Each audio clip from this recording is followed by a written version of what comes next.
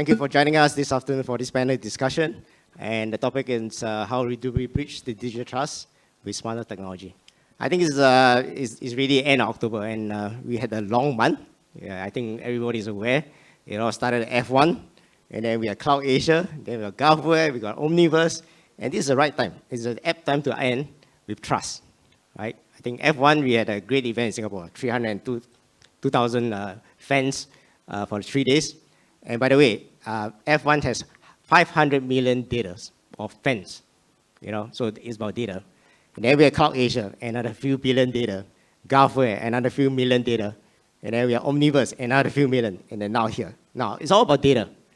And let me quickly read through, just to start the conversation going. And is we put everybody in perspective, what we're talking about, and why we need this digital trust, as Singapore goes forward in the digital age. So basically, in APAC, almost 35% of consumers at one time or another in the last 1 year, from May of 2020 to May of 2021, 35% of them have been hacked. And the compounded growth has grown 168% in terms of cybersecurity hacks. That's a big growth. As we get more data, as the company becomes more complacent. I think just now there was a speaker to say that, yes, pre-COVID, post-COVID, and now, people become more complacent. And they take data as for granted. And thus the hackers actually will take advantage over this. And it's becoming a very critical point that we need to take a very serious view. As Singapore is a big hub in terms of data centers, in terms of multinational coming in the last 1 to 2 years, basing themselves not just a regional office. You can see more and more of the worldwide functions is coming in Singapore. And thus, this will actually be vulnerable to a lot of hacks. And the Singapore government is taking a very serious view. I think just last month, CSA has formed a task force, interagency task force. And IMD has also announced a $50 million investment in terms of digital trust center. So these are very key initiatives that the Singapore government is pushing forward as we become a worldwide or even a regional hub for data centers and also for multinational companies. So now let me quickly point out to the panelists here. I mean, we have three experts here from Intel, Lenovo, and also Microsoft. So let me start off the question first. Why Singapore and not any part of the world or within this region? Why do you think this? Why we want to pick Singapore as the digital trust hub? All right. So this is Kenny. I think if you look into the pace of innovation that we have been seeing, Singapore has always been on the leading edge of things, right? Over with Intel, we are seeing the same thing. The amount of companies who are coming in, and then personally, I've been engaging with a number of them. We reach out to enterprises, we reach out to the government, and we can see that this is the leadership area. So there are a lot of areas that you are looking at. And when you talk about today's topic, right, digital trust, for Intel, we are in data centers, we are into the laptops, the desktops, the edge devices as well, right? So a lot of the different areas we are seeing people having interest to say, how do I protect my infrastructure? So we can share a bit about some of those areas as the questions come along. Right, how about Ed, yourself? You've been in Singapore for quite a number of times now, since the opening of the economy. I think you've been in a couple of seminars, and you've seen that the evolution the last few months has actually grown tremendously. And from the last few seminars that you pick up, why will you think that Singapore will be the best trusted place for digital? It's really interesting about what I've been finding out during my time here at Singapore. I've traveled all over the world in multiple regions, countries, and it's fascinating where Singapore is sort of the great example, almost, sort of like there's a phrase, the shining city on top of a hill. To me, Singapore exemplifies that from politics, policy, infrastructure. All the right elements are here to showcase to the rest of the world what good is. And I think this is why Singapore is the best place to begin to develop a digital trust hub strategy that could be replicated, duplicated, and connected throughout the rest of the world. Right. How about yourself, Jeth? Yeah, I fully agree with what the other panelists say, and I think it's more than just the technical infrastructure, right? You look at the geopolitical climate. It's really difficult to find a place where it's safe and stable politically. That's one thing. The rule of law is strong, right? Which is why many companies are willing to place a bet and stake in the country. And on top of that, of course, then you have the technical infrastructure, because with that comes the investments that you will flow into the country. And I would say also, the government has done a great job in propelling many of the thought leadership pieces, whether you're talking about sustainability, whether you're talking about data centers, whether you're talking about even the new age technology that we're looking at. All these things need to be propelled by a regulatory framework that's set up by a government that is willing to lean in and push forward on some things, even though they might not be popular at this point of time, they might not be in the mainstream, but 3 to 5 years later, it might very well be. Right, I totally agree. I mean, this is Singapore. We built out a good infrastructure, safe, but it did not come overnight. It took decades for us. I still remember when I just came out from university, starting an IT job. IT is not like the first main priority job. Either you be a doctor, a lawyer, or an engineer. IT is like the back burner of the economy. But today, on the reverse, after 28 years I've been in the industry, now IT is a sought after. Cybersecurity is one of the top jobs that companies are looking for. And this is, it's been a long journey. And Singapore government has been very supportive, starting from the days of NCB to what it is today, IMDA. It has transformed itself. And definitely, I think we set ourselves up in a good basis to build a good digital hub or digital trust hub for not only for this region, but eventually for the rest of the world. Now, let me switch a bit of gears. I know as technology and business leaders in this technology world, how can the company work towards creating and building trust in the digital environment? In your perspective, of how can your company help in this digital trust environment? How about yourself, Kenny? Okay, I'm an IT person at heart, right? So if you look in terms of how Intel gets the feedback from all companies that we work with, we have a board of advisors, right? And we reach out to the hyperscalers, we reach out to the next wave cloud customers, we reach out to the small and medium enterprise, and we ask them, tell us a bit about your security. What do you look for, right? A number of the speakers earlier have talked about some areas that is very important to them. So cryptography, AI, the speed of data that is flying through, right? So for Intel, as we are building this, we built it into the systems, into the hardware. We have accelerators for that purpose, right? So if you find that, hey, your crypto instructions, I have an algorithm that executes the cipher, how do you speed it up 5 times? So it's built into the instruction sets. If you are running AI for inferencing, so exactly how do we do it, right? So you have the formats that is in there, it's built into the Xeons that you purchase. So every one of it is deliberate. It's workload acceleration that we look at. So you have crypto, so we have something called crypto next instruction sets. We have QAT in the next generation of CPU that does the same work, but at the CPU level, so at the core level. So all this is something that corporations look at, exactly how do I speed up my workload. We go down to the workload. If you are someone playing in the security field, you are designing firewalls, you are doing preventive item that all the bad guys from coming in. Earlier on, someone talked about privacy machine learning, right? So again, we have federated learning. So the ability to do privacy preserving machine learning is built into some of the instruction sets that we have. So basically, it's close to the matter, getting things speeded up, no lag, and ensuring that the learning curve gets shorter and shorter. Yeah, exactly. So if you look into it, right, you want to push the data through as quickly as possible. So that's what we do in order to push it through, right? If you want to do privacy preserving, that's a different strategy.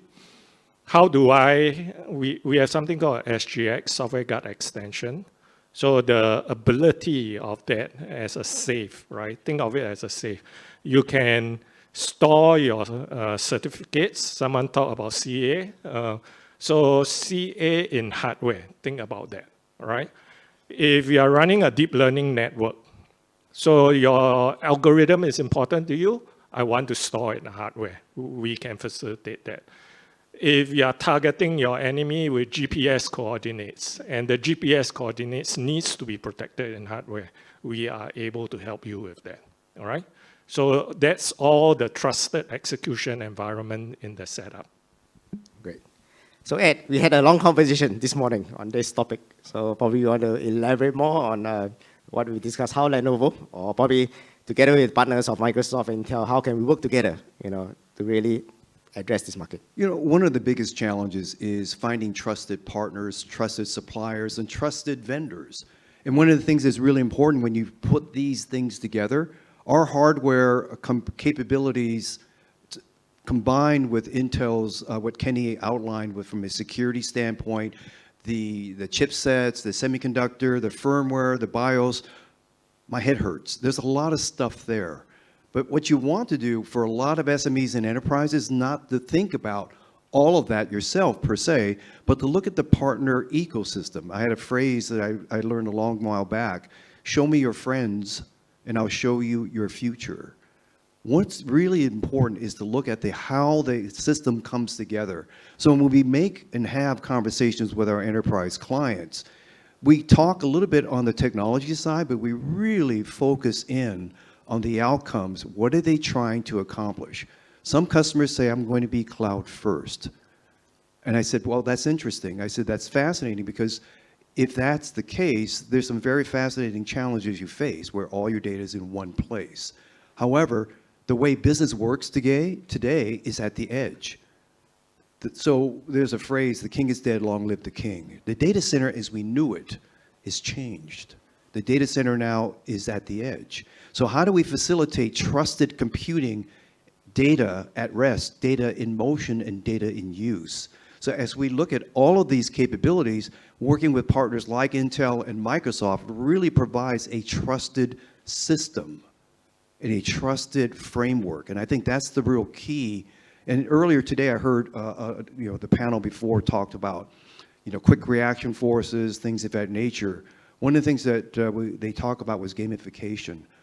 One of the things that I would like you to walk away from is remember this phrase, train or fight like you train.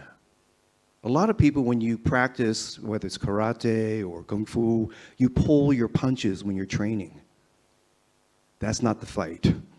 The fight is very different now. The attack surface has increased. So when we look at a secure supply chain and secure ecosystem that we put together, we actually fight like we train.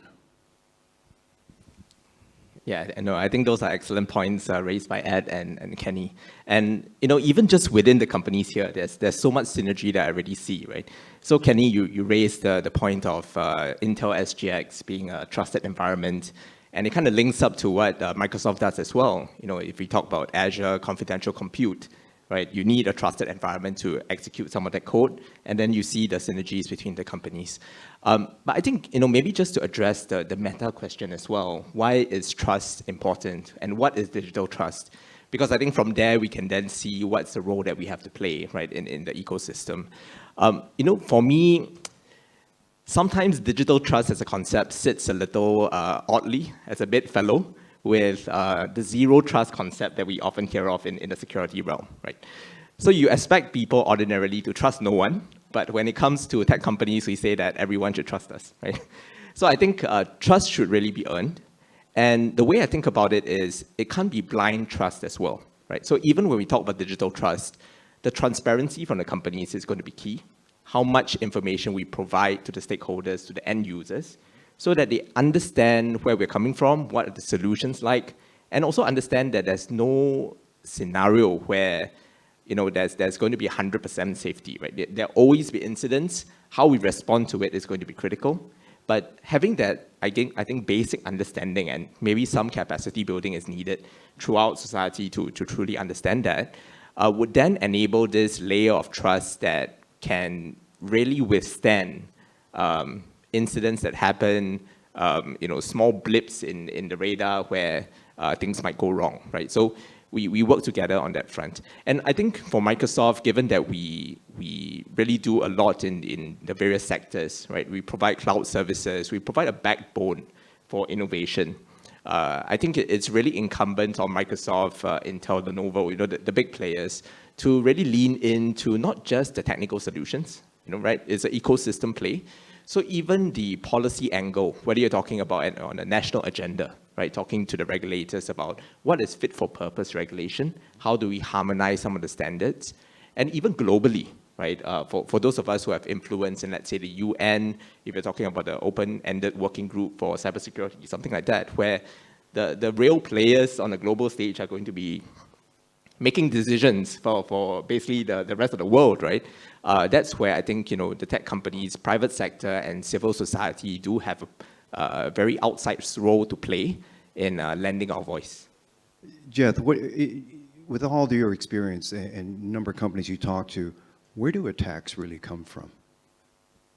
Well, that's an interesting question. I think, Microsoft does publish a digital defense report every year. And we are pretty upfront with which countries are being attacked and from where the attacks originate, right? I mean, I wouldn't call out specific countries, but if you see the latest, everyone has been talking about the Ukraine war. I think we see the trends even before that. I mean, given the trillions of signals that we get every day, really, just from the variety of sources that we have. You do see the attack vectors very clearly even before the war happened, which is an interesting, pattern to see. Yeah, so nation states, I get that, and then career building hackers want that reputation, the black hatters and the like. What I'm finding more and more are employees that are disillusioned. And so the inside elements are really critical, especially as we face this winter of discontent. We're going to see a lot of layoffs coming up. We're starting to see that surge in companies now. Companies that are basically taking employees off the payroll, off the internet. And there's some very interesting scenarios that happen from human nature, human behavior. So I'm really curious how do we stop that? Or can we? No, that's an interesting question. I think, as you said, it's human nature, right? And that's also part of the zero trust principle that most organizations would maintain. Of course, there are varying degrees of what zero trust is. Some people say they implement zero trust, but it's not really. But if you do have a system where there are gateways and you don't trust a person just because of his identity necessarily, you're going through several gateways where you do have a manager who checks on that. You have periodic checkbacks as well. And Ed, I think we just had a discussion early on as well as to whether there are ways to even monitor, right, some of the things that an employee does. It's a little strange if, let's say, the employee doesn't ordinarily work on the weekend and he comes back and downloads a whole bunch of files. I think that would be definitely a red flag, right? And some of these tools, they're automated, but they're very useful in tracking some of these things. Yeah, just to add on, I think Ed brought up a very interesting question, and this goes back to my years ago when I was in another company, and I had this boss. Every week without fail, during our weekly cadence, I mean, we'll read out numbers, right? I trust you, right? But you do the check. So he always say one thing: trust is good, but you always must do the check. Which goes back to the point: you can trust the system, you can trust the people, but are we going to be complacent to just let it go? And that the trust will take care by itself? Or is it going to be one size fits all and is it going to fix everything? The answer is no. Trust is evolution, it's ongoing, and it's going to be dynamic and it's going to be changing because today the cybersecurity or the attackers or the hackers are getting more sophisticated, right? And basically we need to continuously change the algorithm, change the way we prevent this from happening. And thus I think it goes back to, yes, let's trust each other, but we also need to check on each other. Of course, this is not, in human relationship, it's not ideal, but it is what it is, especially in the cybersecurity world. Okay, let me switch a bit of gear. I think we talk about technology, we talk about how the companies can provide, in terms of certifications, in terms of tools, and so on and so forth. I think the most vulnerable today is SME, right? In Singapore especially, I think we've got 250,000 SME companies that contribute to a big GDP. And I don't think just for Singapore itself, I think many other countries are also dependent on SMEs to drive the economy, and they are the most vulnerable, right? And I think many seminars we've been talking over, because the SMEs are always the one that are limited short of resources, or limited resources, because most of them is a mom and pop shop with a couple of guys, operating in the whole environment, not only just taking care of business, but also taking care of IT, facility management, and so on and so forth. So with that said, in the SME market, they have the higher risk, and they are the most frequently targeted. A lot of times, these companies, SMEs, they've been targeted, they go unreported. Definitely, right? Because they just go to the police, file a report, and that's it. Hopefully the forensic, the CID or the forensic will take care of it. But most of the time, it will probably be left on the file. Okay, I have a good example. I mean, recently, a couple of months ago, I have a friend that is a 5-man shop, and they were trying to close the account, and for the audit to come in, lo and behold, he was attacked, right? And to retrieve back that file, the accounting file, he had to pay 20,000. So either he has to go to the police to report, which probably will take ages for the report to come back, or he just had to pay the 20,000. So what did he take? He just had to pay the 20,000. And this is one of many cases. We talk about Singapore every day. I'm very sure that something's happening. If you aggregate that around the world, I think the amount of dollars is more than the scammers that has been taking money from the layman. Okay? So with that said, what do you think? How can we help the SME? Especially in this age of cybersecurity, how do we get them on board quickly, seamlessly, or as we have said, frictionless, to ensure that they are, in tune with what the country is doing, and not be vulnerable to the cybersecurity attacks. Okay, SME is no different. I just want to point out, right? Whether it's SME or big corporations, the principles are the same. You need to have good cyber hygiene. I think one of the earlier speakers talked about it. And you build the systems for it, right? So there are a lot of good SaaS providers being hosted out from various cloud-related companies, their ISV who are building systems. Everything that you do needs to be AI-driven. Gone are the days where someone with some expertise are able to look into the system and say that, hey, I detected someone has hard-coded a password in my Python script. That has gone, right? There are tools that enable you to do that. And how do you go about dealing with it? The technologies will be able to help you. I think there are several people in the room with business in this area who are able to help out in this area. And then above and on top of that, right, I think the aspect of working, and I think it goes back to what Ed highlighted, right? The main thing when you are looking into it is to figure out where are the certifications coming from, who are the trusted partners, and work with the folks who are able to help out in that area, right? So that's where I want to leave that. Okay, good. Ed? Yeah, SMEs want to run their business. The last thing they want to do is talk about technology. So they want to go to trusted sources. But in order to ask the right questions, they also have to have a level of awareness.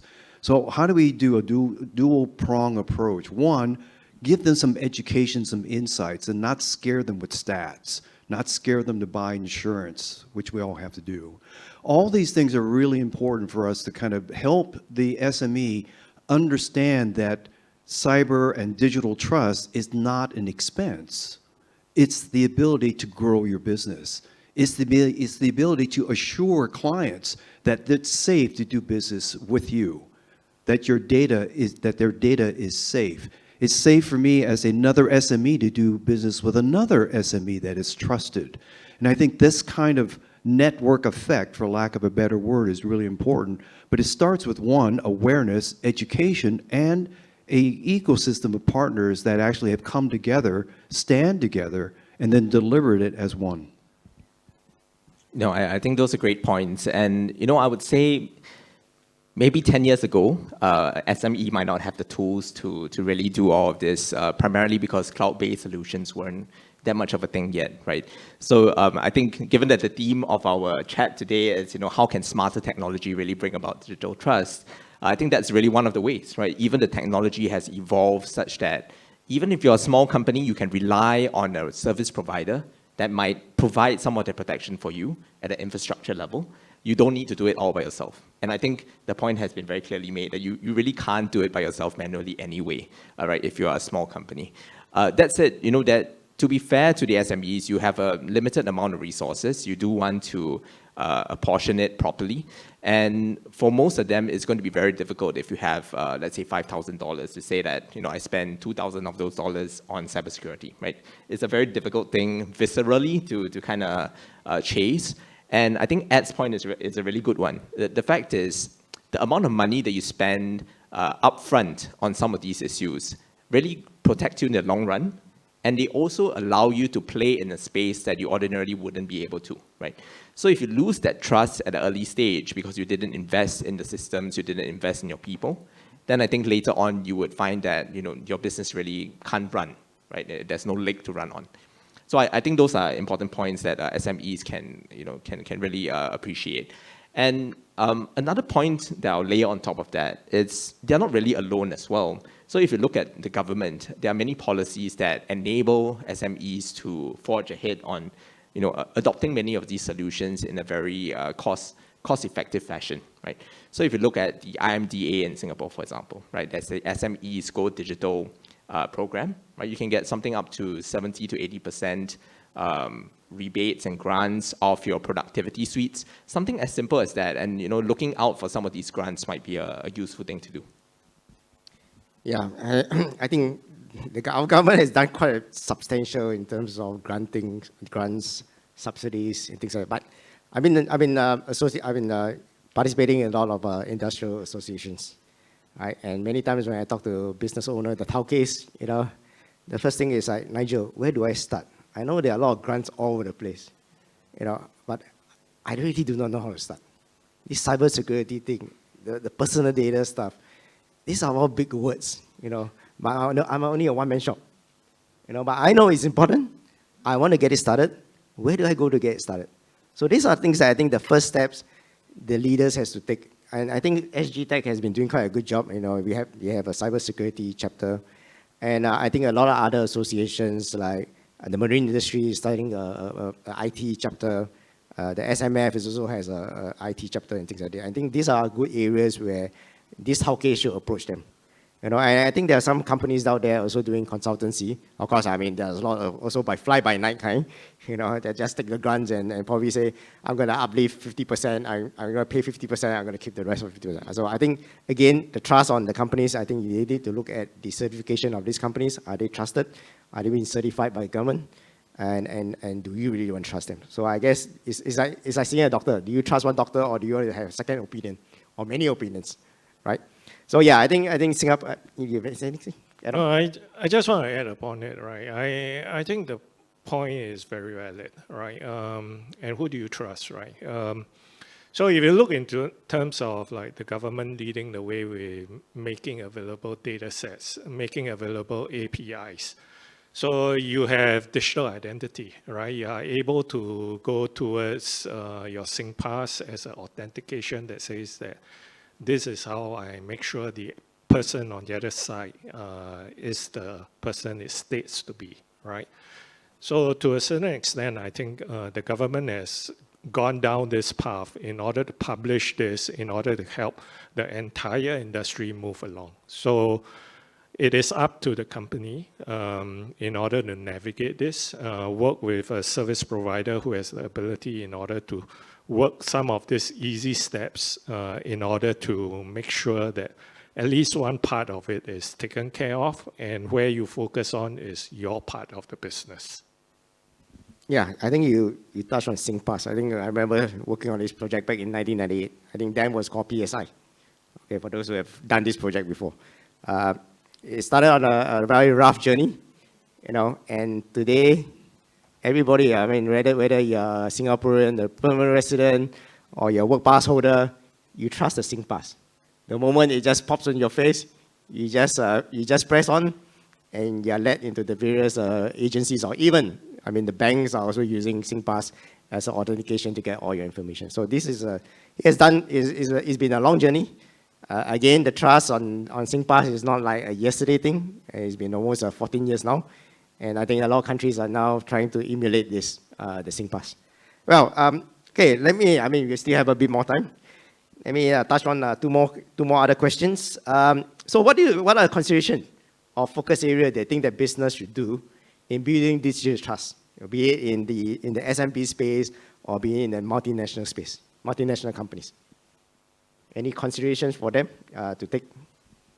Okay, so I won't comment so much on the business side of things, right? I think there are a lot of strategies that is behind it. And various business, whether it's small or medium enterprise or the bigger companies, we go down this journey where we figure out where is my digital transformation journey, right? So for companies like Intel, Lenovo, and Microsoft, we aim to make it easier, right? So that's the part where speaking with any one of us, I think we can guide some of this journey towards it. So whether it's hardware, whether it's some trusted supply chain, you want to assure that, hey, my laptops, the firmware is not hacked, and the digital trust that we hear in this conference and we are building up, we're going into Web 3.0. We talk about digital identity, ledgers, wallets. These are new things that are coming along. So how does companies deal with it? How do we work in this area in order to demystify a number of these areas, right? Intel is in this journey in order to help many companies in there. So come and talk with us. There are a lot of things that we'll share with you. If you want to go in order to address some of your areas of business, we can give that guidance, right? If you are a bit more sophisticated, and you say, hey, I want to build something on my side, right? And this I see as a future of business. I want to design a hardware as silicon. We have our IDM 2.0. We have Intel Foundry Services. We just talked with a not so big company, is a medium-sized company who are interested in it. So we are able to figure out with you what's the journey that you need to go into, right? Is building your own chip a better way, or is it using some of the available services that is already out in the marketplace?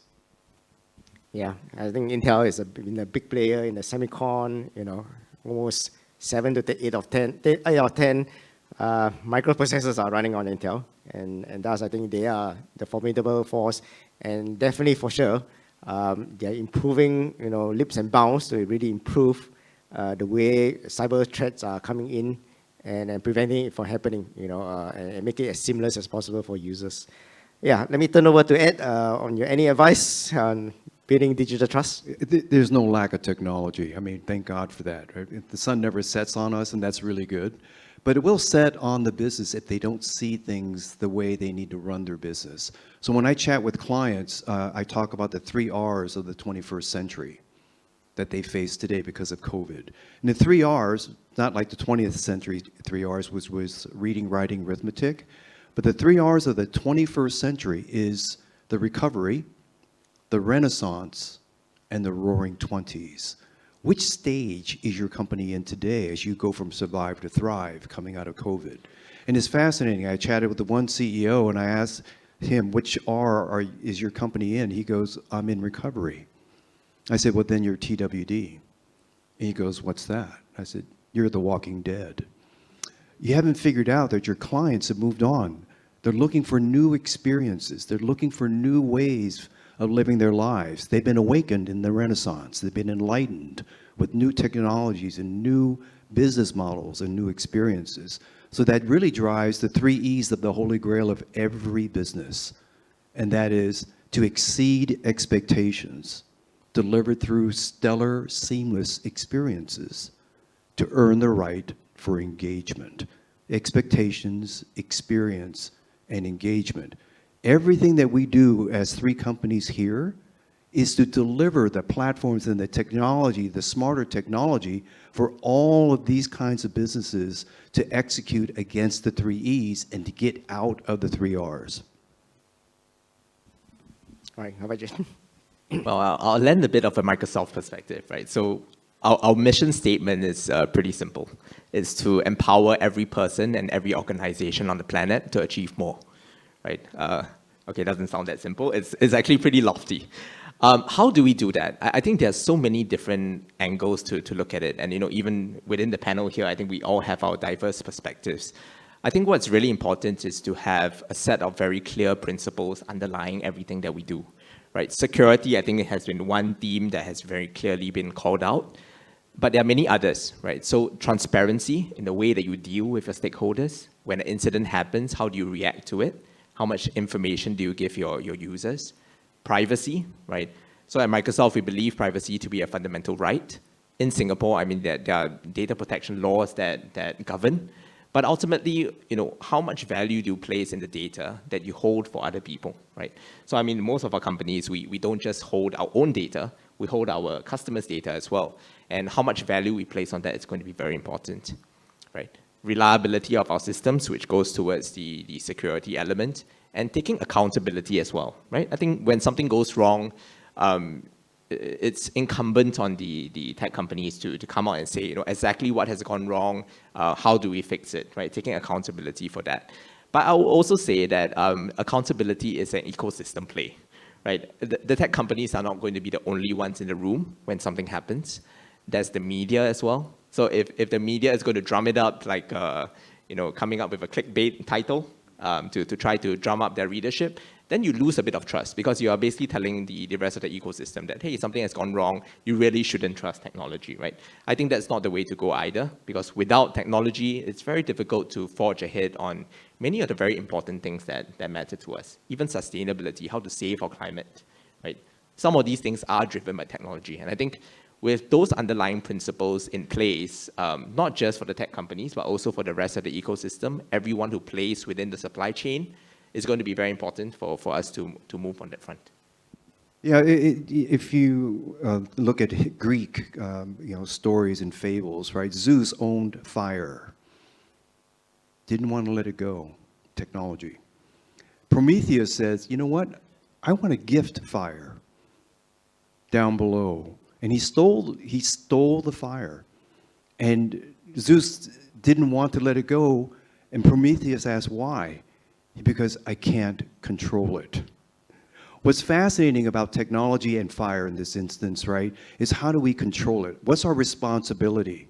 How do we as a business, as a society, how do we use there's no lack of technology. We have more than 130 EDR, MDR, MFA, it just goes on and on and on.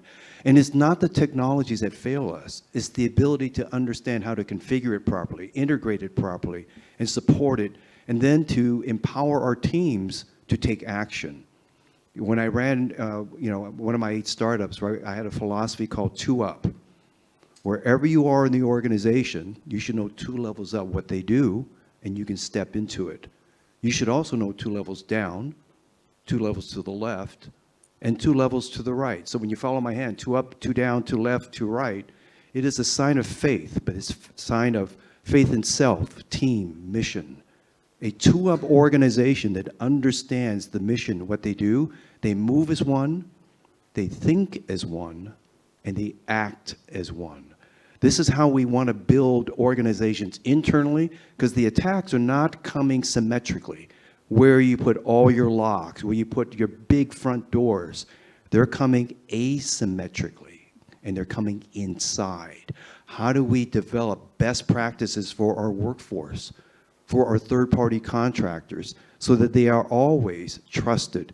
You know, when Gorbachev and Reagan were negotiating for the strategic limitation arm, SALT, the key phrase was trust, but verify. Right. I like the accountability and responsibility, and I think it's accountability and responsibility of data is not about just the IT department. I mean, when you get hacked, firstly you say it's the IT department. Where's the CIO? Get him in now. You know, we need to fix. We're going to the authority. We're going to report it, and hopefully just give us a fine, and that's about it. Right? And I think trust is. I mean, digital trust is across the board for all organizations, up, down, left, right. So this will lead me to the next question. You know, it's about vertical, horizontal. Just a quick one because we are just less than 2 minutes. What will be the consequences if they are not building on digital trust? What will happen to the company? Well, I think it's obvious, right? So business will definitely be impacted. And what I just want to say is take proactive action, all right? The ecosystem is built in order to help everyone. Someone mentioned security by design in the earlier session. It seems like a cliche, but at the same time, it's not, all right? So if you look in terms of what we do in general, the entire ecosystem, we coordinate with each other. We partner with each other. There's coordinated disclosure. Our products in Intel, we inform everyone whenever there's a vulnerability. Likewise, the OSV will inform the ecosystem when something is happening out there. And down the line is a partnership, all right? So it could be every Tuesday, Patch Tuesday from Microsoft starts going out. We coordinate on that day to release it. So I think for SME and every other companies out there, the journey is not alone, right? The teams here are ready to help out, to reach out in order to address the requirements in there. And I think security is a major undertaking, but there are fundamental pillars in here that various of the company has already built on that can actually assist everyone here. So Steinbeck had a book and a character, and the character was asked, how did you go bankrupt? The reply was, gradually, then suddenly. So for companies who don't embrace digital trust, this is where their fate will become. When you have trust, you have growth. It's not an expense. It is a requirement in order to run and build a thriving business. Right, Jeth? Honestly, nothing much more to add after that, right? I think it's plain to see that no one really uses solutions or businesses that they don't trust, right? Simple as that. All right. Thank you, panelists. I think the audience has heard them. I think digital trust is here to stay, and it's evolution. It's not going to just start now or end now. As long as every company holds a certain portion of data very internally, honestly, all companies has data. Okay, even you are a one-man shop, the data is residing with you. You have a couple of men shop, your employees' data is also with you. Okay, whether you like it or not, these are still data, and we need to protect it. And I think you hear from the expert here and why Singapore is chosen to be a digital hub, trust hub. What are the things that needs, how can technology provider like Microsoft, Intel, and Lenovo can help? Please talk to them after this session if you have any queries. And most importantly is helping the vulnerable ones like SMEs, and what are the consequences if they are not on the digital trust hub, right? All right, with that, I want to thank the panelists, and thank you everybody for joining us today on this panel discussion. Thanks a lot.